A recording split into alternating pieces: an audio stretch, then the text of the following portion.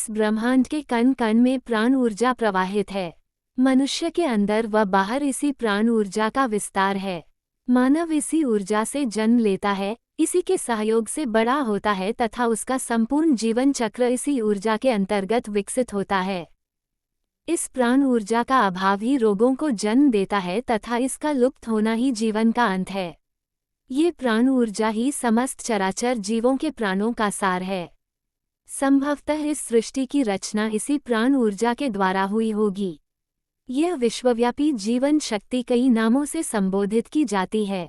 इसे जापानी भाषा में रेकी, चीनी भाषा में ची, पश्चिमी देशों में लाइट अथवा होली स्पिरिट, रूसी में बायोप्लाज्मिक तथा हिंदी में इसे प्राण ऊर्जा के नाम से जाना जाता है। संसार का प्रत्येक मानव एकाग्रता, शांति, आत्म जागृति और स्वस्थ व सुखमय जीवन के लिए सदैव उत्सुक और प्रयासरत रहता है। शरीर को स्वस्थ व निरोग रखने के लिए विश्व में विविध प्रकार की उपचार पद्धतियों का विकास हुआ, जिनका एकमात्र लक्ष्य है रोगों का निदान करके शरीर को स्वास्थ्य प्रदान करना। इन सभी उपचार पद्धतियों में रोग निरीक्षण एवं रोग निदान की प्रक्रिया को अपनाया जाता है। कुछ पद्धतियों में किसी भी प्रकार की औषधि का प्रयोग किए बिना ब्रह्मांडीय ऊर्जा तथा शरीर में परिभ्रमित प्राण ऊर्जा पर ही काम किया जाता है। इनमें विशेषज्ञ अपनी संकल्प व चेतना शक्ति द्वारा रोगी पर प्राण ऊर्जा के प्रवाह द्वारा कार्य करके रोगों का निदान करता है। इस प्रकार की उपचार पद्धतियों में रेकी, प्राणिक उपचार, एक्यूप्रेशर, मंत्र चिकित्सा, फेंग शुई आदि प्रमुख हैं। इनमें उपचारक ब्रह्मांड में उपलब्ध चैतन्य शक्ति, प्राण ऊर्जा की तरंगों को रोगी के शरीर में सुव्यवस्थित ढंग से प्रवाहित करके रोगों का उपचार करता है। इसके लिए प्रवाहक अपनी संकल्प शक्ति व स्पर्श का प्रयोग करता है। इन उपचार पद्धतियों को वैकल्पिक चिकित्सा पद्धति की श्रेणी में रखा जाता है। प्राण ऊर्जा के द्वारा शरीर और मन तथा चेतना की प्रक्रिया को संतुलित करके बीमारियों से पूर्ण मुक्ति तथा संपूर्ण स्वास्थ्य एवं प्रसन्नता को प्राप्त किया जा सकता है। शरीर में प्राण ऊर्जा संतुलित एवं लयबद्ध रूप से परिक्रमा करती रहती है तथा यही मनुष्य के जीवन का सार एवं उसका आधारभूत तथ्य है। ये शक्ति एवं वैचारिक क्षमताओं में वृद्धि करने के साथ साथ मानवीय गुणों को विकसित करने में भी अपूर्व सहयोग प्रदान करती है। जब कभी बाह्य या किन्हीं आंतरिक कारणों से शरीर में परिभ्रमित प्राण ऊर्जा में असंतुलन पैदा हो जाता है, तो इसके फलस्वरूप शरीर की प्रतिरोधक क्षमता का घटना और बीमारियों का उत्पन्न होना आरंभ हो जाता है।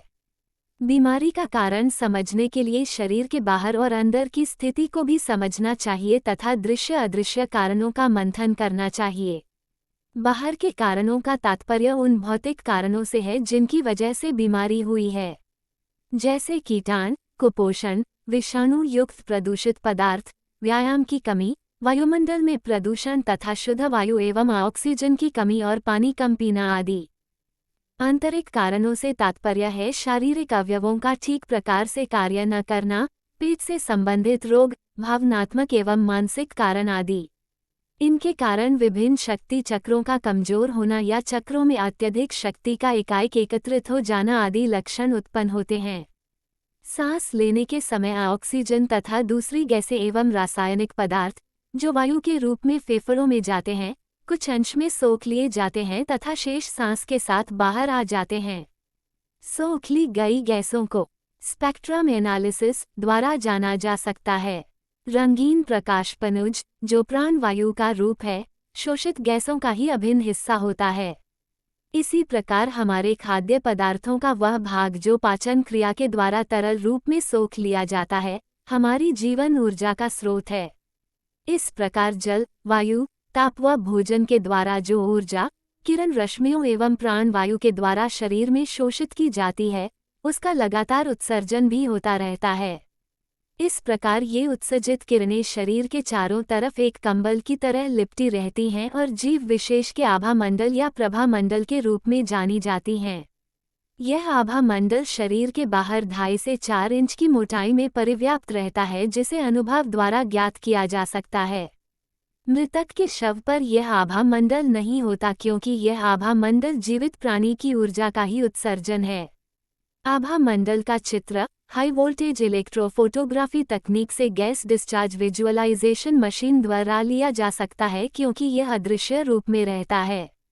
पूर्ण रूप से स्वस्थ व्यक्ति का आभा मंडल संतुलित, एक सरीखा तथा प्रभावी दिखाई पड़ता है, जबकि बीमार व्यक्ति का आभा मंडल कटा फटा एवं निष्प्रभावी होता है।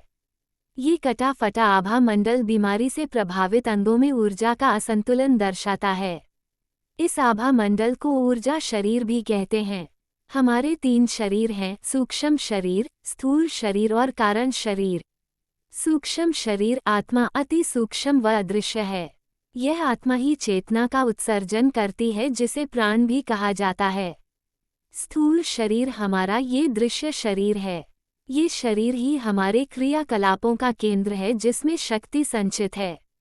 ये सूक्ष्म शरीर को धारण करता है तथा अदृश्य रूप में कारण शरीर का भी केंद्र है। सूक्ष्म शरीर की उत्सर्जित चेतना अथवा प्राण के कारण ये जीवित रहता है। प्राण ऊर्जा के अशक्त होने से शरीर में प्रतिरोधक क्षमता कम हो जाती है तथा रोगों का जन्म होता है। कारण शरीर अदृश्य रूप में स्थूल शरीर के बाहर उससे लिपटा रहता है। इस कारण शरीर पर मानसिक एवं भावनात्मक विचार प्रभाव डालते रहते हैं और यह इन सबको स्थूल शरीर में पत्रियावतीर्थ कर देते हैं। कछु विद्वान इसे मानसिक एवं भावनात्मक शरीर भी कहते हैं। किसी भी प्रकार की क्षति अथवा बाह्य या आंतरिक कारण पहले कारण शरीर पर प्रभाव डालता है, जिससे आभा मंडल क्षतिग्रस्त हो जाता है तथा ये प्रभाव स्थूल शरीर पर प्रत्यावर्तित होकर उसे रुग्ण बना देता है। हमारा कारण शरीर एक कवच की भांति स्थूल शरीर का एक प्रकार का आवरण है, और जहाँ यह एक ओर मानसिक व भावनात्मक विचारों से प्रभावित होता है, वहीं दूसरी ओर निरंतर ब्रह्मांडीय ऊर्जा से निकट संपर्क में रहता है। इस कारण ब्रह्मांडीय ऊर्जा में विद्यमान नकारात्मक एवं सकारात्मक ऊर्जाएं निरंतर कारण एवं स्थूल शरीर को प्रभावित करती रहती हैं। स्थूल शरीर पर रोगों का प्रभाव शरीर के किसी स्थान विशेष पर नकारात्मक ऊर्जा के जमाव को दर्शाता है।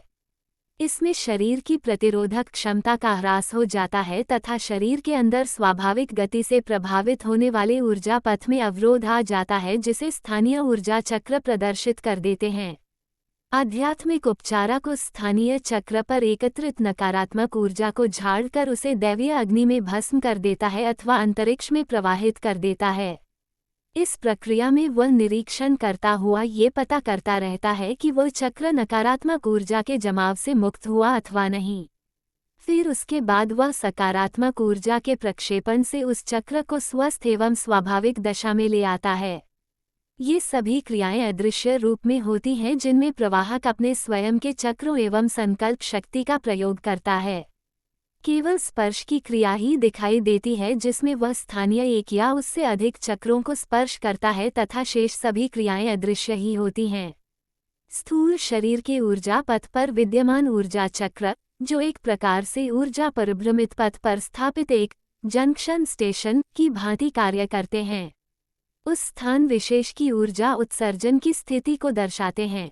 ये ऊर्जा चक्र योग शास्त्र में वर्णित हैं, जो आधुनिक शरीर विज्ञान की पकड़ से बाहर हैं और मुख्य रूप से 7 हैं। किंतु आध्यात्मिक उपचारक 8 प्रमुख तथा अन्य सहायक चक्र मानते हैं। शरीर में ऊपर से नीचे की ओर 8 चक्र इस प्रकार हैं: सहस्त्रासार, आज्ञा, विशुद्ध, अनाहत, सौर, मणिपुर, स्वाधिष्ठान एवं मूलाधार 8वां चक्र। ये सभी चक्र स्थान विशेष एवं पंच तत्वों का प्रतिनिधित्व करते हैं। इन चक्रों से ऊर्जा के अवरोधन अथवा अत्यधिक उत्सर्जन की स्थिति का पता चल जाता है तथा उस स्थान विशेष का पता लग जाता है जिसके ऊपर किसी रोग का प्रभाव है।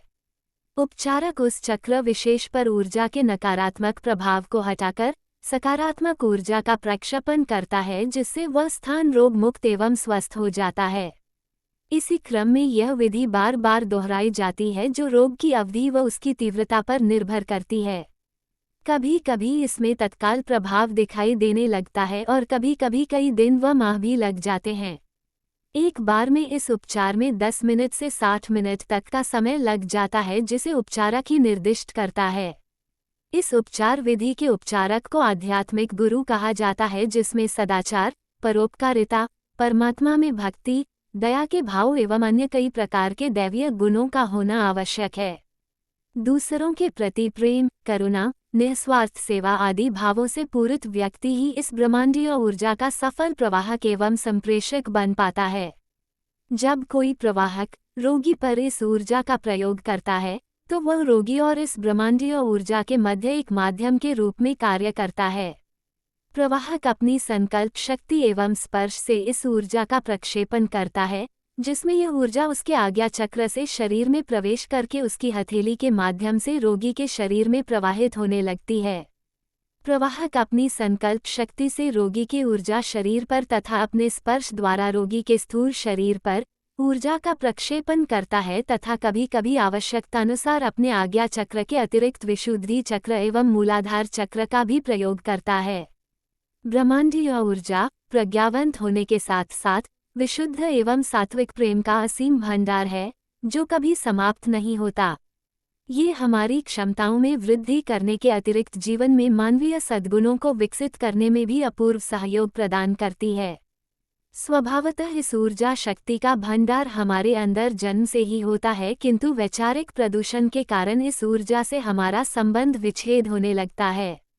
परंतु जब कोई व्यक्ति गुरु रूप में अपनी संकल्प शक्ति से अथवा शक्तिपात क्रिया से इस सुषुप्त ऊर्जा को पुनः जागृत कर देता है, तो ये संपर्क पुनः स्थापित हो जाता है तथा निरंतर अभ्यास से विचारों की पवित्रता और सात्विकता के चलते आजीवन बना रह सकता है।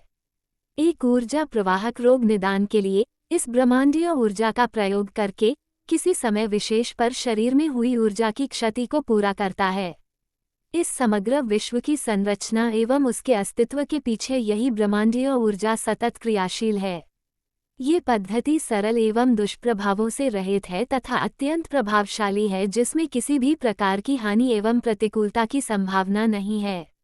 ब्रह्मांडीय ऊर्जा में शरीर की रासायनिक ग्रंथियों, शारीरिक अवयवों, स्नायुओं और अस्थियों की सृजनात्मक प्रक्रिया को सुचारू रूप से संतुलित करने की अपूर्व क्षमता है। ये शरीर के विजातीय तत्वों को पूर्ण रूप से निष्प्रभावी करके प्रतिरोधक क्षमता में वृद्धि करती है, जिससे रोग की पुनरावृत्ति नहीं हो पाती।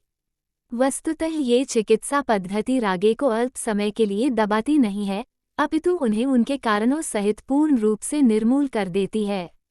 इसमें रोगी के साथ साथ उपचारक को भी लाभ होता है, क्योंकि वह उपचार की अवधि में स्वयं भी इस ब्रह्मांडीय ऊर्जा के संपर्क में होता है। ब्रह्मांडीय ऊर्जा का उपयोग दूरस्थ समस्याओं के निदान के लिए भी समान रूप से किया जा सकता। अगर आपको हमारा यह वीडियो पसंद आया हो तो हमारे चैनल को लाइक, शेयर और सब्सक्राइब करें।